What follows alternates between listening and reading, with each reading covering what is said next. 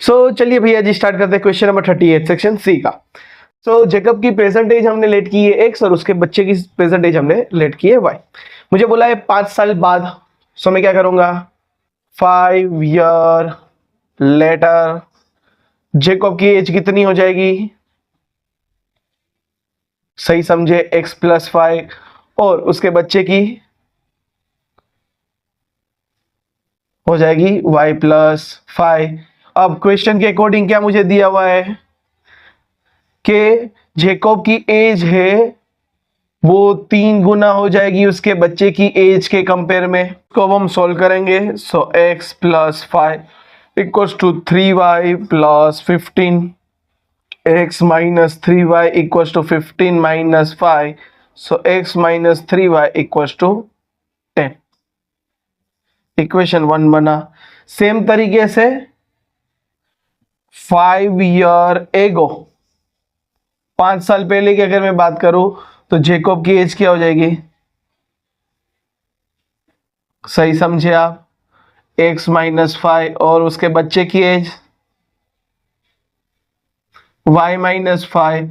और दूसरा मुझे क्या दिया क्वेश्चन के मुताबिक कि जेकब की एज है वो 7 गुना हो जाएगी, मतलब 7 मल्टीप्लाई उसके बच्चे की एज के अकॉर्डिंग। ठीक है, इक्वेशन हम बना लेंगे। x that implies x minus 5 equals to 7 multiply by 7y minus 35. That implies x minus 7y equals to minus 35, minus 5 सामने चला जाएगा प्लस 5 हो जाएगा। That implies x minus 7y equals to minus 30। Equation number 2 बन गई। मुझे इसकी present as find करनी है उसकी और उसके बच्चे की, तो सिंपली क्या करेंगे हम, एलिमिनेट इक्वेशन 1 एंड 2। इक्वेशन 1 ये रहा, x minus 3y equal to 10। Equation 2 ये रहा, x minus 7y equal to minus 30। Minus plus plus ये कट हो गया, यहाँ पे माइनस इसलिए प्लस लिया, बराबर है। 7 में से 3 निकालेंगे तो 4y इक्वल टू प्लस 30 और प्लस 10 40। y मुझे क्या मिला, 10 मिला। पुट द वैल्यू ऑफ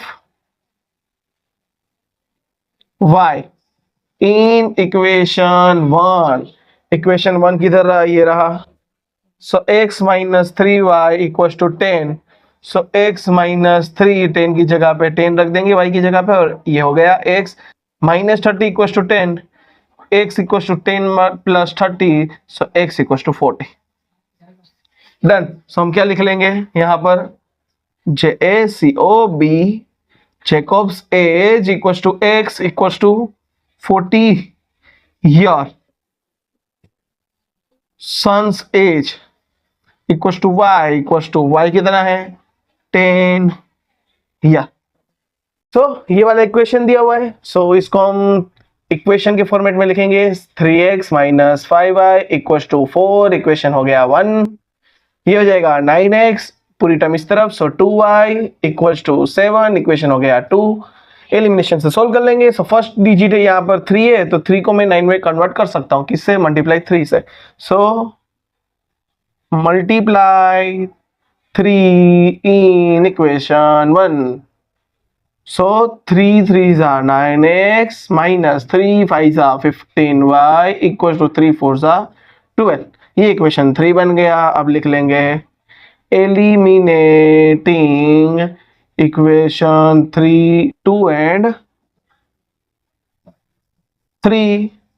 हम लिखेंगे 9x minus 2y equal to 7, 9x minus 15y equal to 12, minus plus minus ये हो जाएगा 13y इक्वल्स टू 12 में से 7 निकालेंगे, आएगा minus 5। y equals to minus 5/13। x की वैल्यू फाइंड करनी है, क्या करेंगे, put the value of y in equation, जो इक्वेशन पसंद है उसमें डाल दो भैया। इक्वेशन हम रख देते हैं 1, 3x minus 5y equal to 4। 3 x is it is -5, y की जगह पे हम क्या रखेंगे -5/13 equals to 4. So 3x minus minus plus 5 5s are 25 upon 13 equals to 4. So 3x equals to 4 minus 25 upon 13.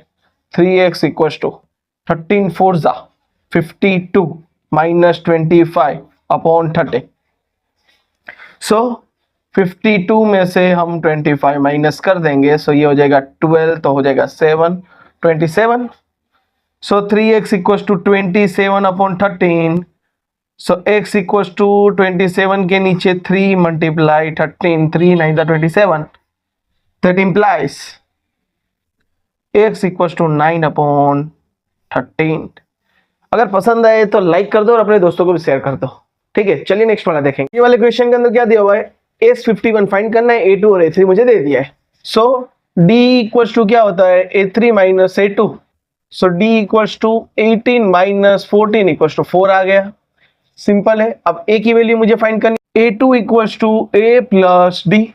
A2 की वैल्यू मेरे पास क्या है 14 इक्वल्स टू a कितना है पता नहीं, d कितना है 4 है. सो a इक्वल्स टू मुझे क्या मिल रहा है 10 मिल रहा है. डन. यहाँ पे हम लिख लेंगे d इक्वल्स टू 4 बॉक्स बना के ताकि आइडिया रहे. नाउ देयरफॉर सब में करना भैया.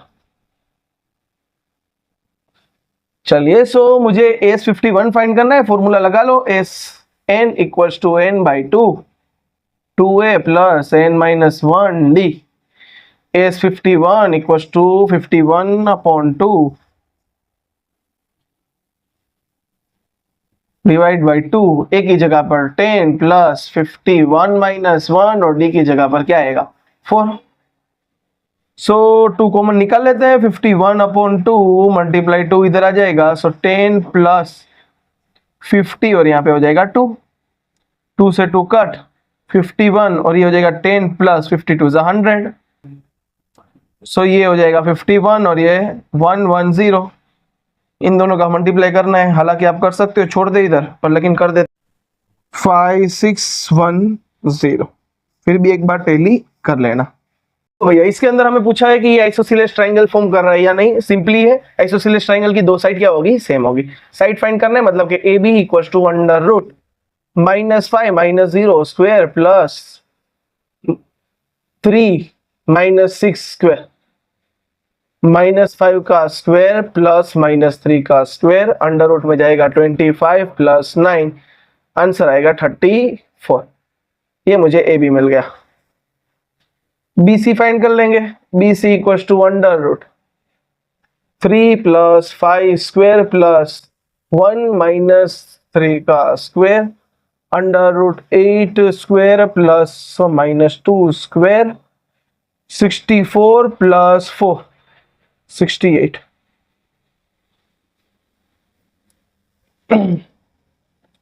AC equals to under root 3 minus 0 square plus 1 minus 6 square. ये हो जाएगा 3 square plus -5 square. 3 square 9 25, answer आया 34. देखेंगे ना तो हियर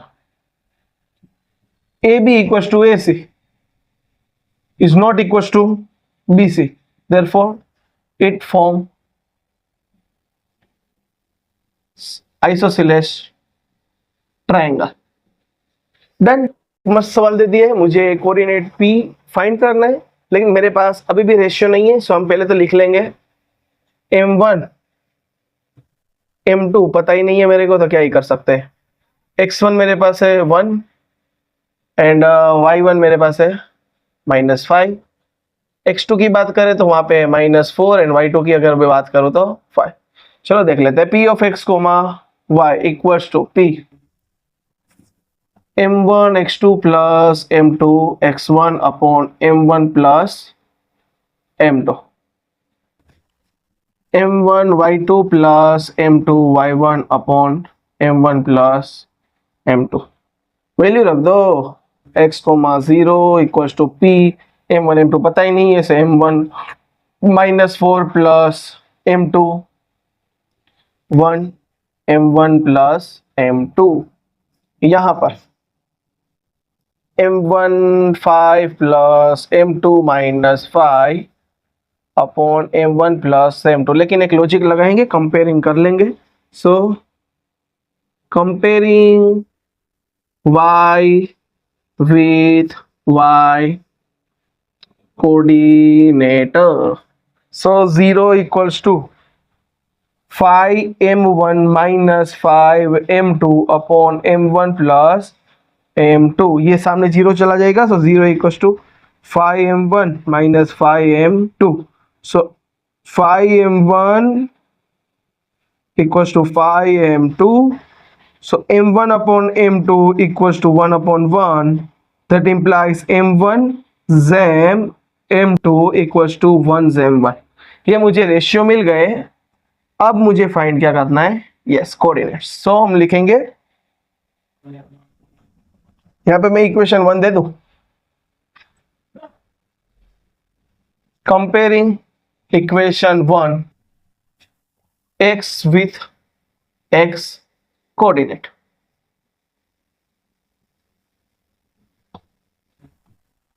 तो हम क्या करेंगे, and also put the value of m1 and m2।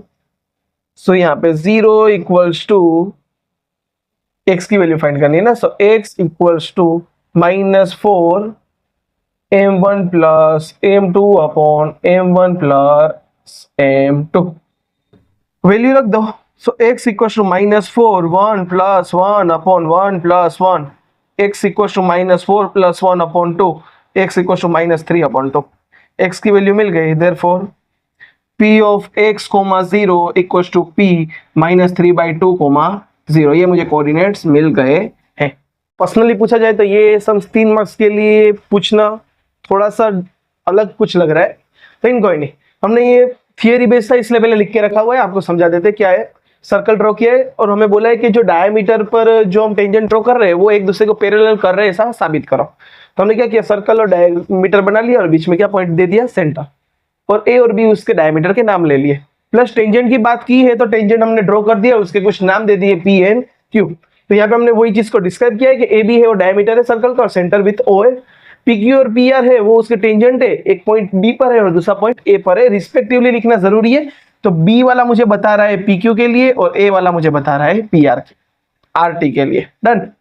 अब मुझे दूसरी बात क्या इसमें मैंने लिखी है कि ए बी है वो डायामीटर है, ए बी डायामीटर है, तो ये ए से बी डायमीटर अगर मेरा है तो मैं यहाँ पे बता रहा हूं कि बी से ए वाली लाइन है ना, ये परपेंडिकुलर हो रही है किसको, टेंजेंट को, तो यहाँ पे एक 90 डिग्री बनेगा। सो वो ही हमने लिखा आर ए बी।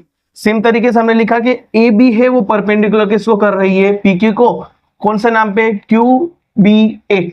अब आप सोच रहे होगे सर एक यहाँ पे आपने 90 लिया और एक यहाँ पे 90 लिया, दोनों सेम साइड पे भी ले सकते थे ना, लेकिन यहाँ पे मैंने एक लॉजिकली क्या कर दिया, अल्टरनेट एंगल साबित करने के लिए वही हमने लिखा है कि they are alternate angle. Alternate angle क्या होता है, हमेशा z फॉर्मेट करेगा और बीच में एक ट्रांसवर्स आएगा, वही हमने डिनोट कर दिया कि P Q and P R with transverse A B. तो इस हिसाब से देखेंगे तो ये दोनों क्या हो जाएंगे, एक दूसरे को पैरेलल हो जाएंगे। चाहता तो डायरेक्टली मैं सोल्व कर सकता था, लेकिन मैं इस तरीके से सॉल्यूशन दे रहा हूं कि आप पेपर में कि बोर्ड के एग्जाम में कैसे लिखो ताकि मार्क्स पूरे के पूरे मिल सके। हमने ये गिवन पार्ट लिखा हुआ है, आपको भी इस तरीके से लिखना है ना। अब मैं क्या कर रहा हूं, यहां पर मुझे क्या करना है, इन कोड की लेंथ फाइंड करनी है। So in triangle O C B angle C equal to 90 degree, क्योंकि हमें पता है कि ये सेंटर से जो टेंजेंट बनती है ना वो परपेंडिकुलर एक दूसरे को करती है, ठीक है। सो पाइथागोरस थ्योरम के according by Pythagoras theorem OA square equals to OC square plus CA square. यहाँ पे आपको पूरा सॉल्यूशन मिल रहा है, एक्सप्लेनेशन मिल रहा है, प्लस कैसे लिखते हैं वो भी एक मिल रहा है, बराबर है। सिर्फ सॉल्यूशन नहीं और एक्सप्लेनेशन सिर्फ नहीं, कैसे लिखना है वो भी इंपॉर्टेंट है मार्क्स के लिए। OA मुझे कितना दिया है 13 स्क्वायर इक्वल्स टू OC कितना है 8 स्क्वायर प्लस CA पता नहीं है 169 equals to 64 plus CA square. So 169 में से 64 निकाल लेंगे इक्वल्स टू CA स्क्वायर मुझे मिल जाएगा that implies C A square मुझे कितना मिला, सो 105 सी ए मुझे मिल रहा है अंडर रूट 105 सेंटीमीटर। डन। चलिए नाउ ओसी परपेंडिकुलर किसको कर रहा है, बी ए को, and C is mid point of B A, therefore A B equals to 2 multiply length of C A B equals to 2 multiply root 105, so A B मुझे मिलेगा 2 root 105 centimetre. Therefore the length of कोड is 2 root 105 centimetre. Screen पर है, table के अंदर से information हमने लिखी हुई है, F1 F0 F2, उसके हिसाब से मॉडर्न क्लास ए लोअर और डिफरेंस ये हमने लिख लिया है। So mode equals to L plus F1 minus F0 upon 2F1 minus F0 minus F2 multiply H। L की वैल्यू है 1500, F1 मतलब कि 40 माइनस 24 अपॉन 40 माइनस 24 माइनस ये कितना है F2 33 मल्टीप्लाई H की वैल्यू कितनी है 500। सो 1500 प्लस 40 में से 24 निकालेंगे, सो आंसर आएगा 16। ये मल्टीप्लाई हो जाएगा 500 डिनोमिनेटर में जाएंगे, सो 80 माइनस 20 और 30 50 57, सो 1500 प्लस 16 मल्टीप्लाई 5 होता है 80 और ये 20 8000 डिवाइड बाय इन दोनों का माइनस करेंगे तो 60 70 80 तो 23, दोनों का डिवाइड कर लेंगे, सो 1500 प्लस 340 से 1.83 आएगा। डिवाइड करके एक बार देख लेना, क्रॉस वेरीफाई, 1847.83 हमारा आंसर आएगा। तो क्वेश्चन के अंदर 2 डाइस को उछाले हैं, उसके आउटकम्स हमने लिख लिए। मुझे पहला टोटल आउटकम्स लिखना है 36 और है। पहला सवाल है ऊपर के 2 डाइस को प्लस करूंगा तो आंसर आना चाहिए 8। So favourable of event A equals to कौन कौन से भाई यहां पे हम देखेंगे। सो